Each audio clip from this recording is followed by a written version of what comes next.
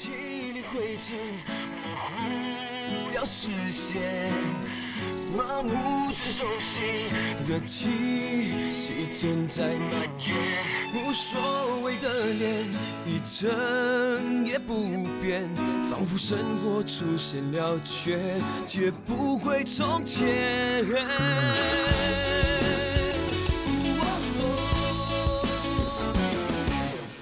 刹那间，一切变得很荒野，伤痛划过指尖，来不及耶。一转眼之间，我已无法改变，好像是手脚放任心却视而不见，寻找平衡点。我不要人生只剩下庸俗的纪念，需要平衡点。给我点空间可以选前，给我点时间找回从前，不相信再失去知觉。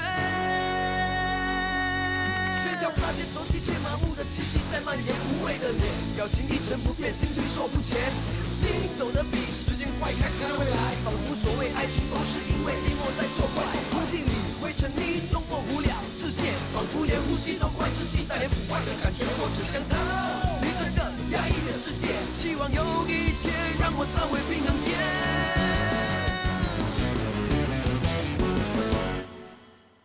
能不能看一下？会。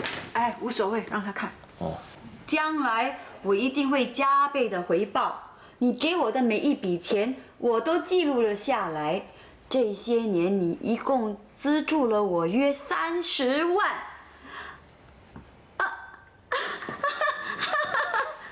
喂，你什么的，大姐？有什么话直接讲出来嘛。讲出来的话，那就很难听了。那讲讲看啊，看看有多难听啊。这封信是假的。什么假的？你有没有搞错？人家雅喜看那么久都没有说是假的，你才看那没几秒就认定它是假的。假的，假的，彻头彻尾的假。Hello， 你不要太过分啊！有话好好说。大姐，这笔记的确是佳琪的。笔记可以模仿啊。喂，大姐，你是什么意思哦？哦，你是说我们模仿佳琪的笔记来假造这封信啊？是啊。喂，你什么时候是个笔记专家啊？我不是笔记专家，不过我却肯定这封信啊不是佳琪写的。可不可以说得清楚一点？那雅喜，你自己看清楚一点。有什么问题吗？你看电话号码。电话号码怎么了？雅喜啊，你看他电话号码开头第一个字是不是6字啊？新加坡的电话号码什么时候开始啊才需要加个6字在前面？这封信至少也有10多年吧？难道佳琪当时就懂得时空穿梭啊？二姐，你们何必这样呢？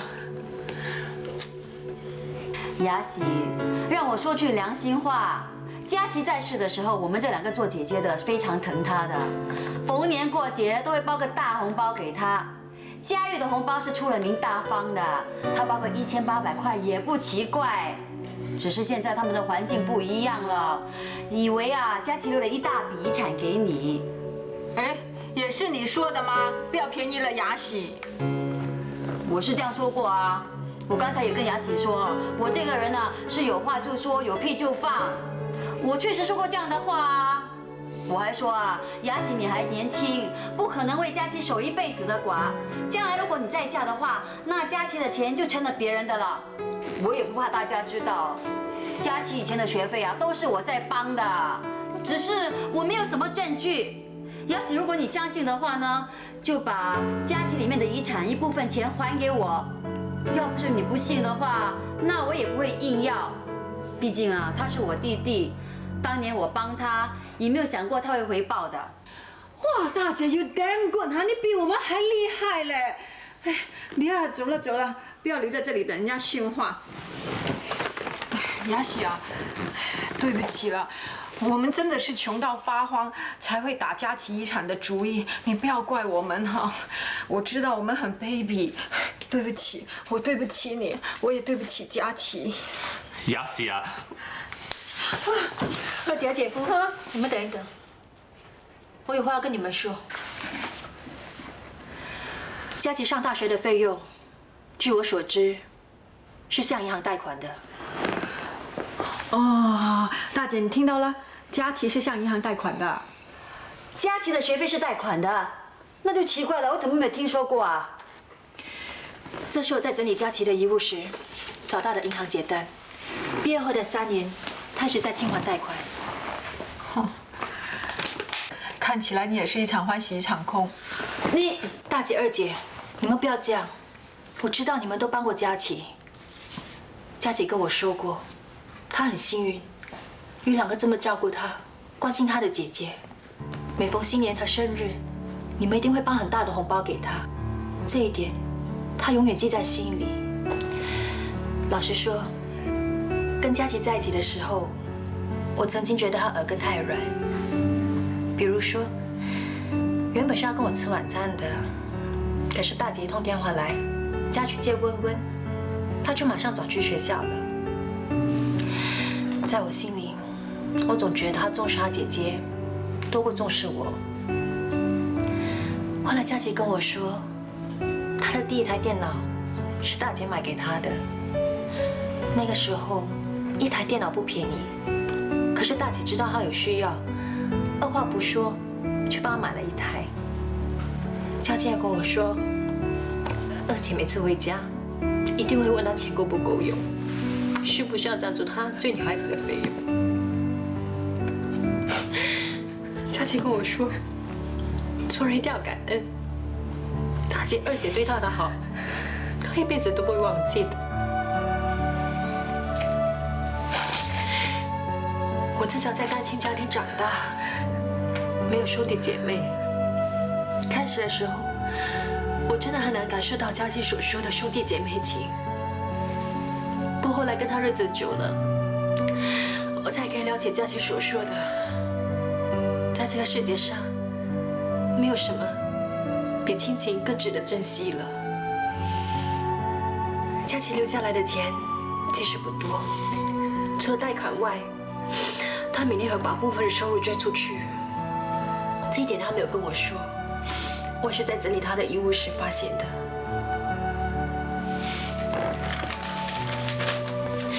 这些呢，就是捐款的收据。不用了，你不用给我们看的。是啊，雅喜，我们都知道佳琪一向来都是很有爱心的。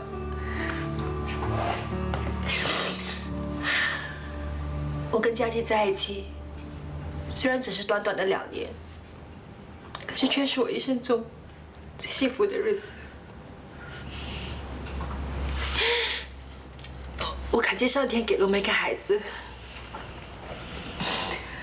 佳琪留下来的钱，我会存进一个户口。将来孩子出事了，我会用这笔钱教育他、养育他。可是现在，我很愿意把部分的钱拿出来分给大家。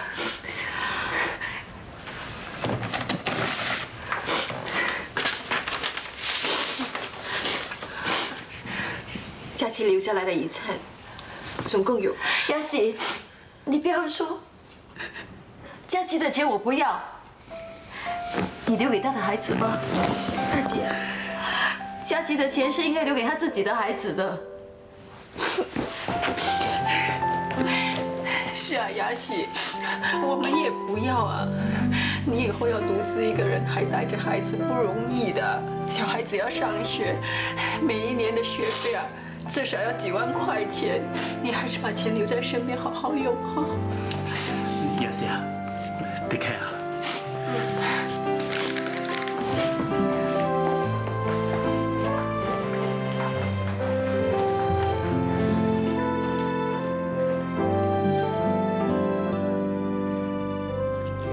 其实大姐、二姐的心地不错的，只是他们比较不幸，从有钱变成一无所有，所以对钱会看得比较重。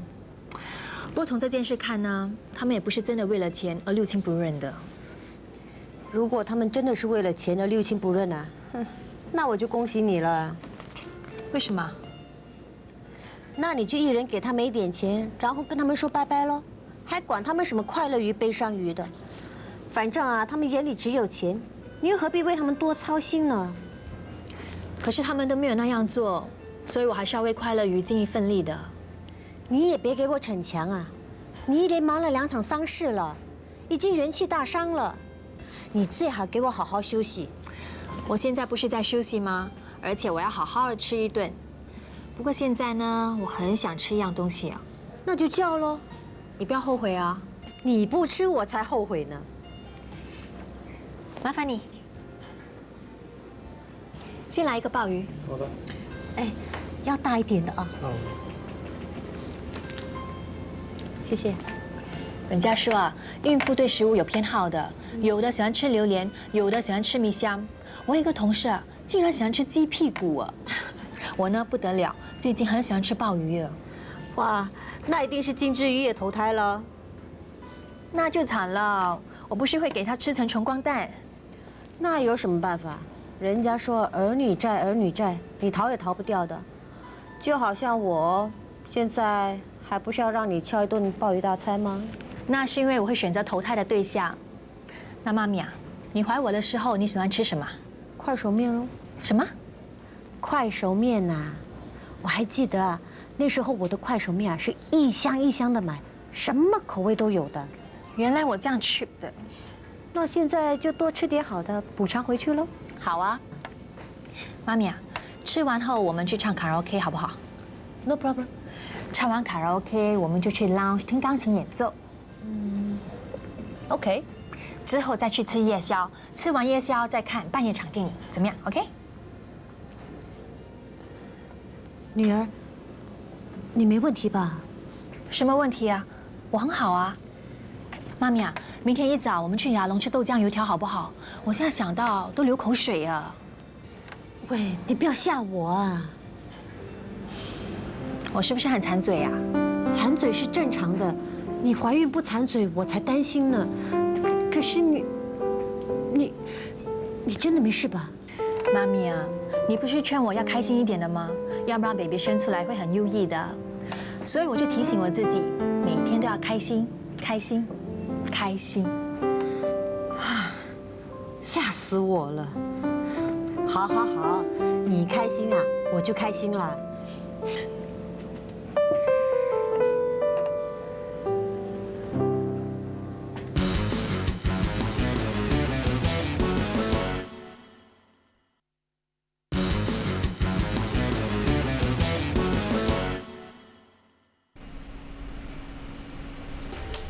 妈咪，你在找什么？舞女的心声。你是合唱团的女高音啊，你唱这样的歌啊？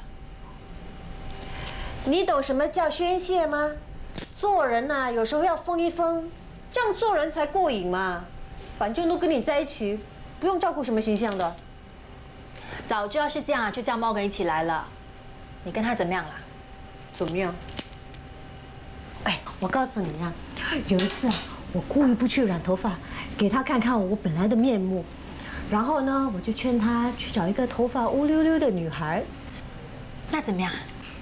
他过了2天啊，还是跑回来了，说他还是喜欢我。没办法，谁叫妈咪啊，魅力无穷啊。华裔之后怎么样？好啊，做人本来就应该这样，华裔之后。那好，以后我们天天就华裔之后。我可没问题呀。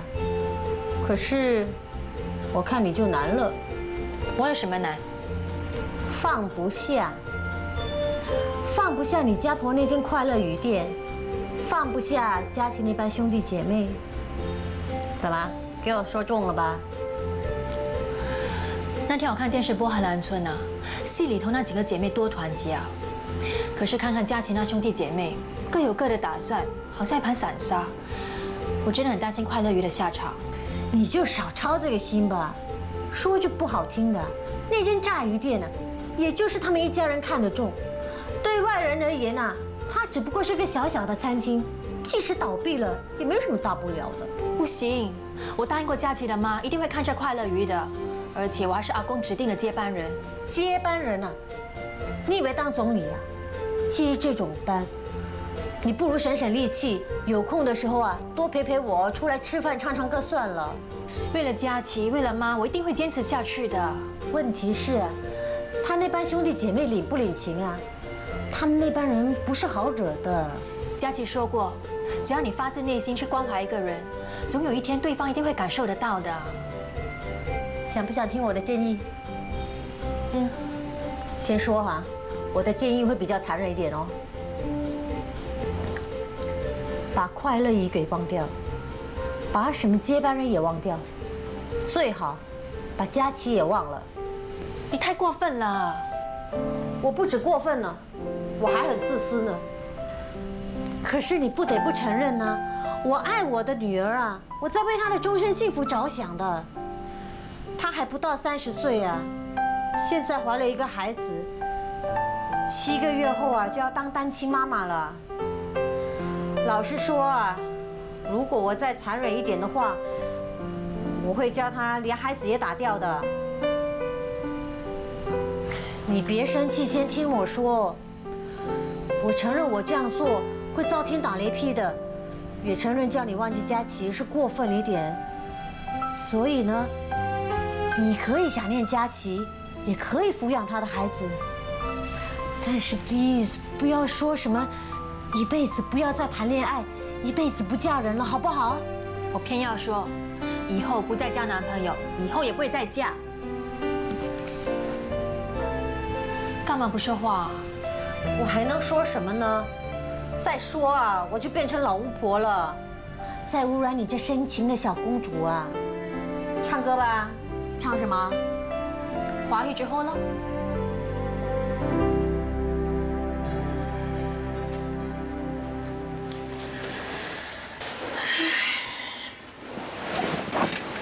怎么，老婆，睡不着？睡不着。在想什么？我在想今天下午的事情。我这一辈子啊，从来都没有这样难堪过。罗家玉啊，罗家玉，你怎么会沦落到这种地步？连自己弟弟老婆的钱你都要骗，雅喜他都已经够可怜了。哎呀，我看啊，佳琪一定会很恨我。还有麻的，我一闭上眼睛就看见麻的在骂我。都是我不好，如果早注意到那电话号码就好了。也不能够完全怪你，要怪就怪我财迷心窍。原本是要敲诈William，敲诈不成，才会想到要骗雅喜的钱。那以后我们不要整天想抢钱的事，好不好？不可以，钱还是照样要抢，可是不可以随便这样乱抢，要不然我们永远不会有出头的日子。那要怎么抢呢？要抢得光明正大，抢得天经地义，抢得不会难堪，不会对不起祖宗。那到底要怎么抢呢？我也不知道，哎呀，想想办法，总会有主意的。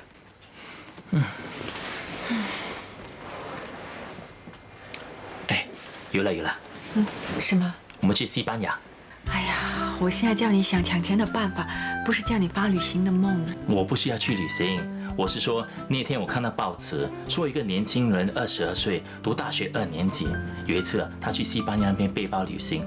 他看到很多人都在用铝制水壶，那这些水壶又实际又耐用，所以他就通过互联网向那些厂商要求代理权，对方也答应他了。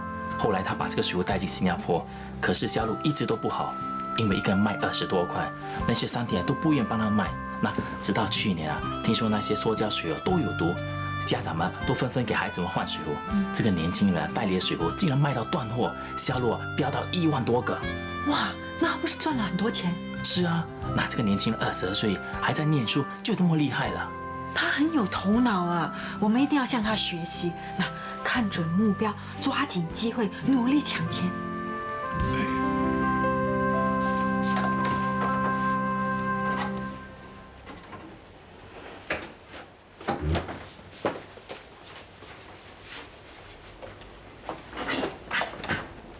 哎，鸡蛋呢？我在这里啊。这是薇薇的早餐啊。Patrick 要吃 omelette 吗？鸡蛋是我买的。那。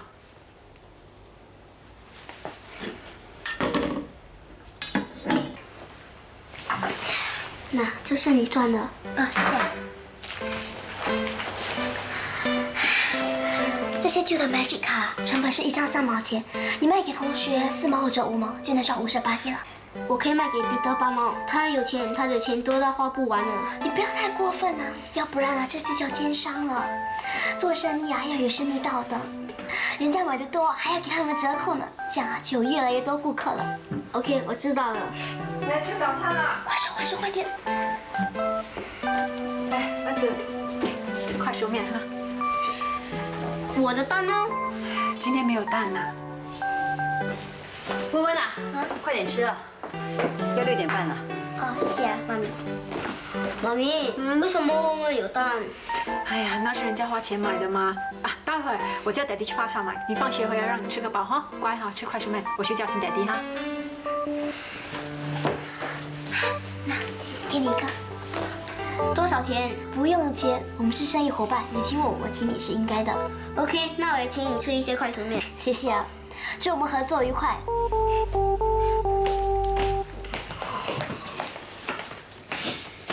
Patrick 啊，怎么搞的？最近你的书包好像越来越重的。哦，我最近常常借书吗？借书就要还啊，所以一定中喽。哦。怎么样？钱够不够用啊？够了。真的吗？你快半口吃啊？真的够了。啊，Daddy知道你乖，不过你平时那么喜欢吃东西，快半怎么够你吃呢？来，Daddy 这里给你1块钱。Daddy，那是你的，你给我你就没有了。哎呀，收起来吧，你忘了，Daddy 还有块半啦。你快半也不能吃东西呀。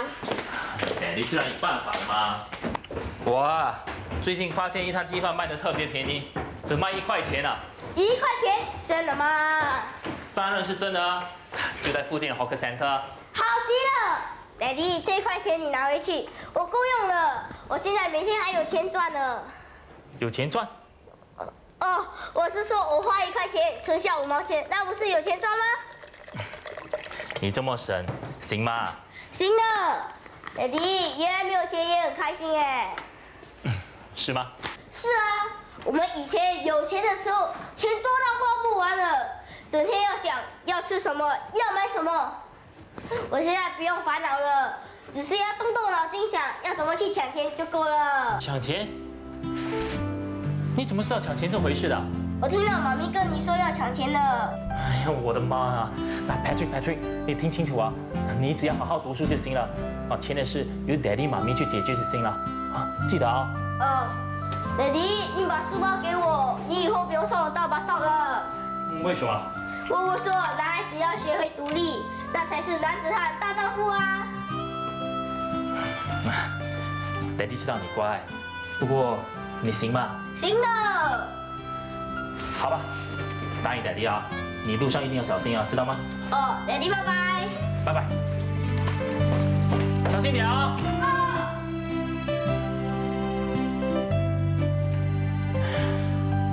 没想到 Patrick 比我适应的还快。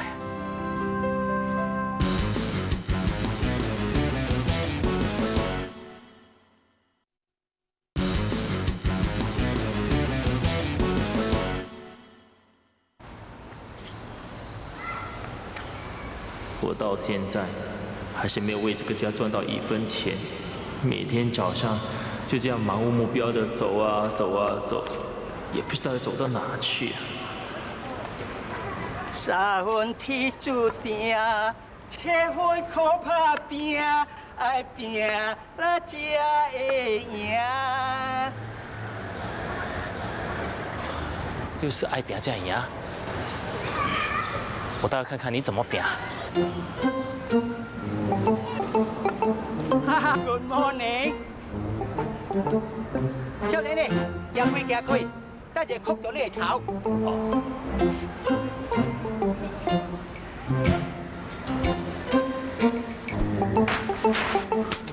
哈哈哈！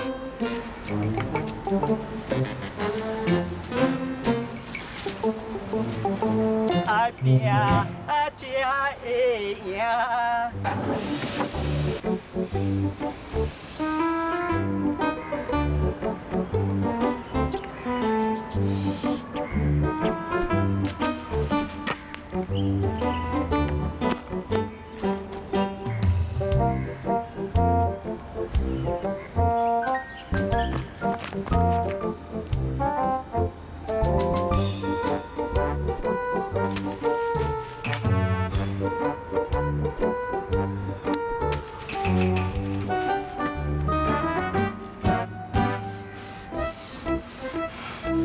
想不到打一粒芒果还真不容易。不行，我就不相信，我连一个白卡安哥都不如。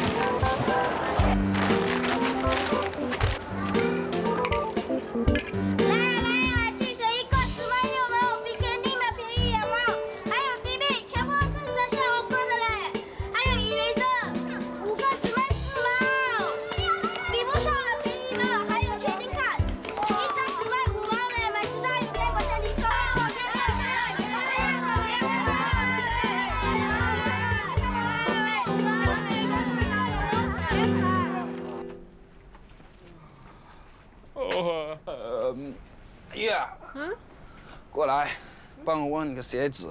哦。他弄到脚很多泡泡。哇，真的很累哟。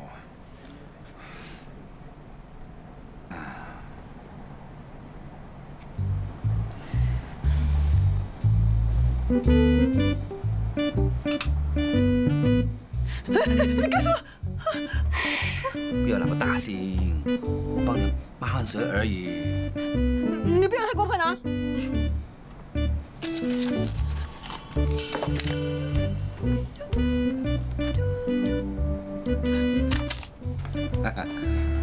这是你的工钱。啊，今天是我最后一天拍戏了，明天我就走了。所以跟你说再见。拜拜拜拜。啊，里面有多了300块，给你 tips 了。Thank you Thank you。不用 thank you 啦。啊，其实我蛮欣赏你的嘞，你做事又勤快，人又漂亮。谢。啊，你试试看这双可以吗？哎，其实你是我喜欢的类型。谢谢 ，Thank you。啊，下个星期我去曼谷，你要跟我去吗？这个星期我给你3000块。不要脸了你！哎，5000。喂，你不要过来，过来我跟你不客气了。8000。你去死吧！15000啊！哦，15000，曼谷见！哎，电话。嗨，曼谷见哦！好了，耶！喂，我只是开玩笑。哎，就，我只是开玩笑的，真的。My God， 罗佳宇啊，你怎么说出这样的话？你不要脸，你不可以这样想，你会对不起耀祖的。可是15000哎。我做廉价劳工，帮他抹臭汗，帮他脱鞋，还要拿衣服，做了2个星期才1200，陪他去一趟曼谷就15000哎！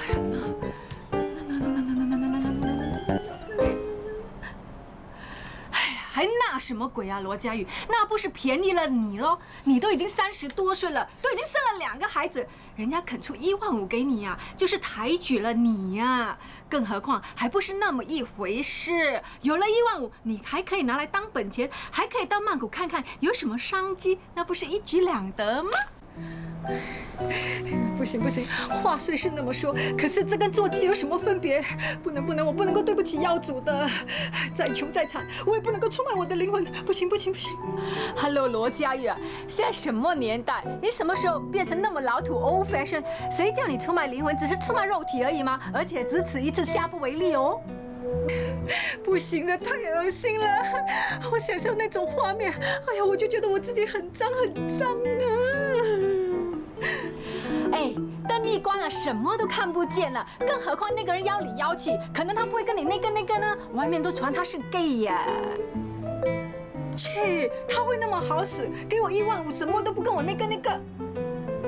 That's possible， 有可能哦，可能他内心寂寞，只想找个人陪他买东西、吃东西、买东西、吃东西嘞。哦，是哦。哎呀，如果万一他真的是 gay， 我不是白赚到1万5喽？为了我家的幸福，我罗家玉不入地狱谁入地狱？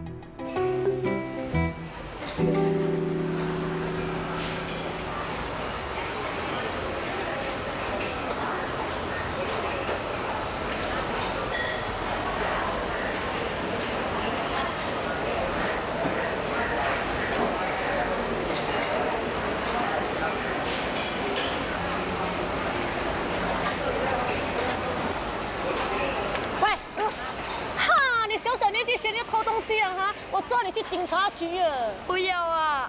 不要也可以，把这2包拉西罗麦克放回去。还有，叫那个懒惰虫起来。他起来之后呢，帮我跟他说。哈什么啊？送你去警察局啊？哦，对。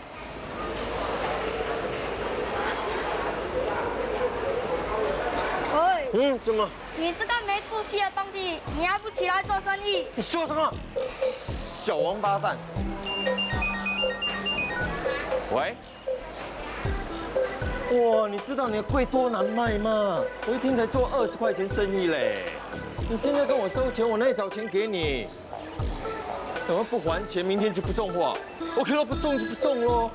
妈的，不做了啦，最多把摊位顶出去喽。真的是没有出息啊！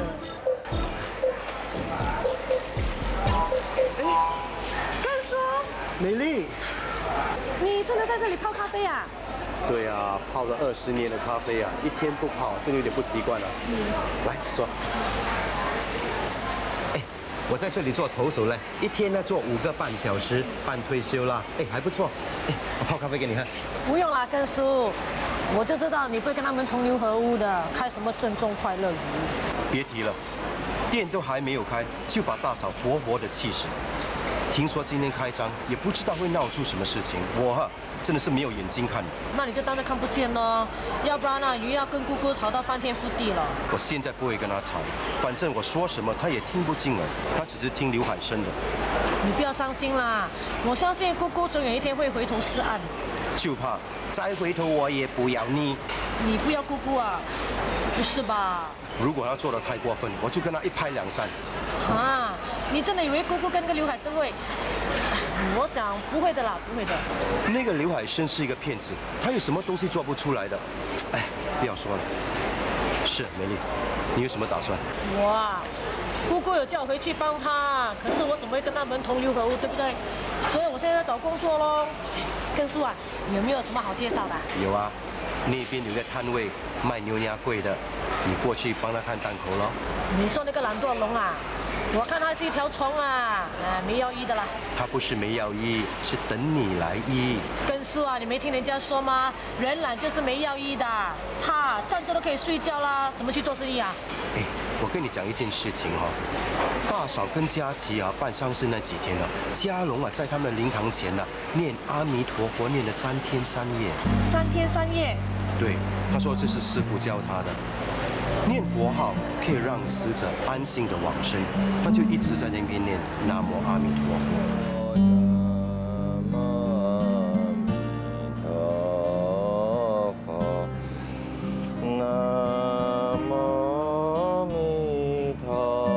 念到快要睡着的，他就用这个冰水呢洗脸，大家劝都劝不住。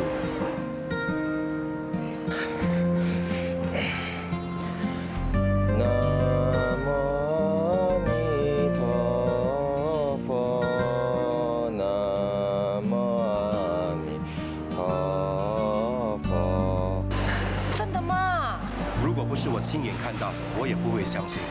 所以你说他懒，这也不见得。从这件事情看来呢，他是有药医的。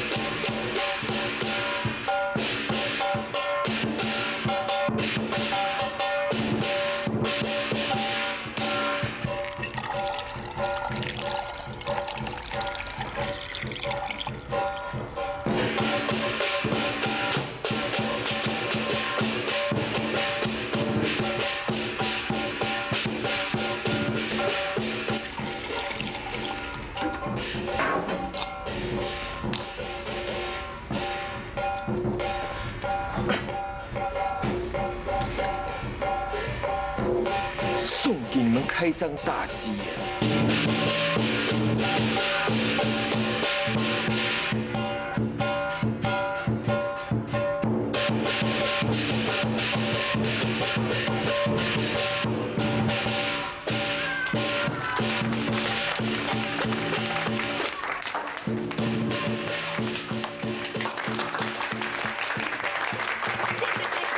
今天我们开张一律28%折扣，欢迎请进。先生，欢迎光临，我们这里服务周到，功夫一流，包君满意呀。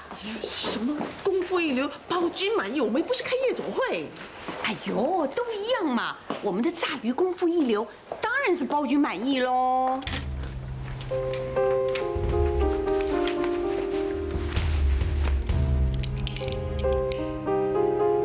大哥，哎，你想干什么？扫他们店哦！你不能这么做。哎呀，你不要管啦！不行，进来。你这样做不止害了你自己，也会连累快乐鱼的。一人做事一人当，关快乐鱼什么事？你也是快乐鱼的一份子，你怎么能说不关快乐鱼的事啊？你这么一闹啊，大家肯定是我们怕竞争，才会用这种不法手段去破坏人家的。你也不想一想，他们的店即使被烧了，也有保险公司赔偿，装修一下可以重新开张。可是你呢？万一被警察抓去，你起码坐好几年的牢，你说划得来吗？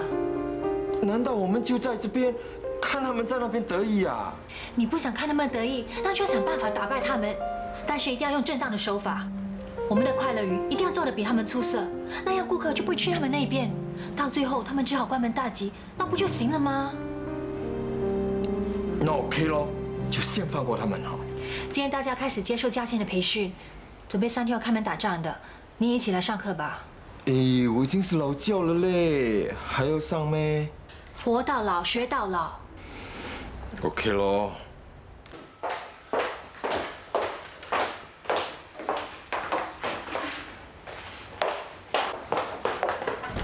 大姐，怎么只有你一个人？其他人呢？今天不是开始培训吗？没有老师在培什么训啊？嘉倩呢？她说不舒服要去看医生，所以今天的培训就取消了咯。他不舒服啊？哎，怎么他脚一发作啊？哪里知道？她只是说她不舒服，什么都不说，都不知道是真还是假的。哎，什么是真是假？你也知道他脚不好吗？哎，有时发作起来哦，真的连走路都有困难的嘞。那你当我是小人咯？我觉得啊，他根本就不想教我们，他对快乐鱼的死活啊一点也不关心了。哎，你不要在这里乱放屁嘞！我放屁？不信啊，你们自己慢慢看啊。今天那边开张，他心情好到不得了。哇，你有 X 光眼啊，这么会看。如果像你讲的哦，他早就跑去隔壁做大厨啦，怎么还会留在这里？好了，你们不要再争了。对面已经开张，我看他们的生意还蛮好的。我们不要再浪费时间在无论的争论上了。哎呀，新加坡人好新鲜，新店开张去凑凑热闹有什么奇怪？最重要的是要有真正的实力。你们放心吧，我已经派人去刺探军情了。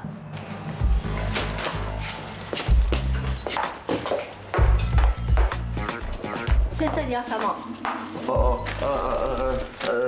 打包炸鱼1包。8块钱。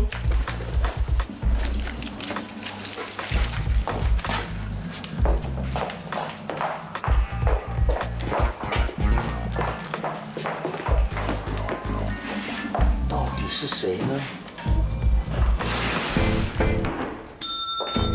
啊，原来是他。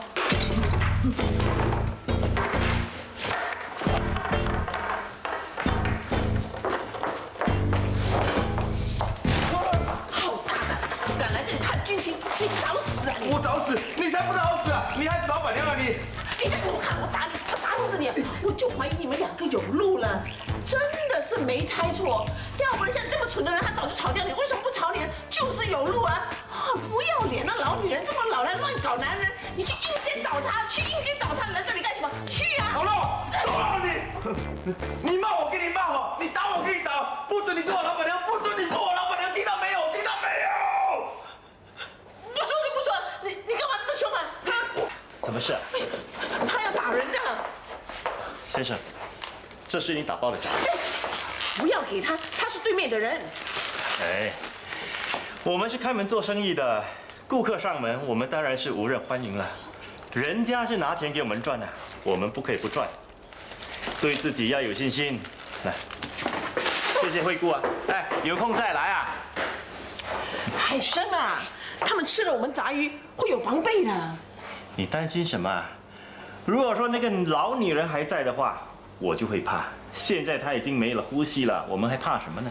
可是你别忘了，他们还有一个佳倩呢。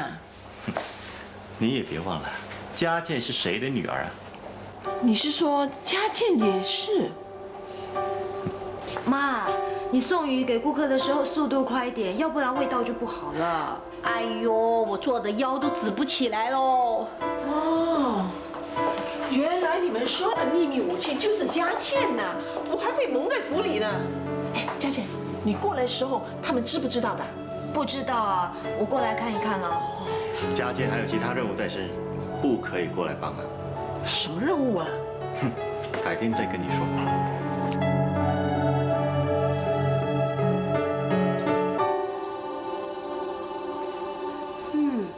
这个好像是酸梅酱哎。哎，没什么。这里就酱料的秘方。秘方？马达，你们怎么会有这个的？这是威廉学做酱料偷拍的。马屁精偷秘方啊！妈的，现在有证据，他死了，我一定会打到他叫狗龙的。他在哪里？哎，大家不要发神经啦！幸好有威廉嘛，偷拍这些画面，要不然我们现在还是像瞎子摸象一样，什么都做不出来呀。至少现在我们知道妈用了什么材料来调制秘方。那为什么威廉做不出？因为他笨哦。也不能这么说。虽然我们知道妈用了什么材料，但是各种材料的分量我们都不清楚。再说，有时候妈也挡住了画面，根本不知道她在里头放了什么东西，所以调出来的酱料肯定有差异的。听到吗？所以我们才要研究啊。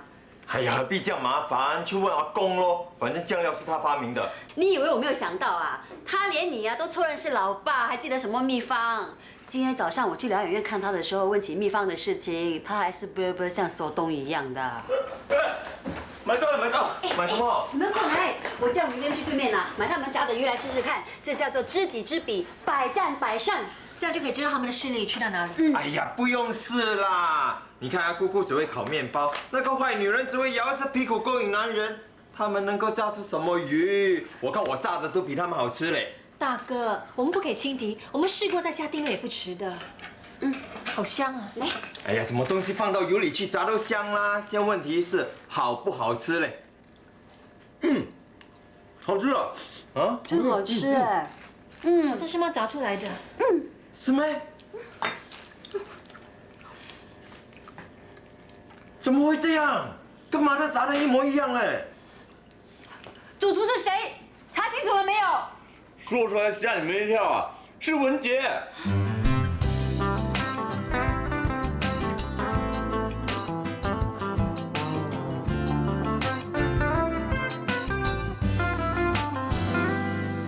赶快放下一天工作想法，等待你的回视角，温馨的牵挂。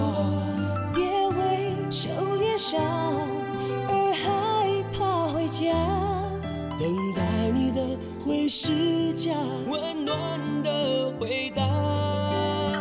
不管生活多忙，世界多大，想让你忘掉疲劳再出发。回家，把微笑带回家，把快乐都想家，幸福就变得无限扩大。回家，把热闹带回家，把关怀都想家，将烦恼聚散全部都融化。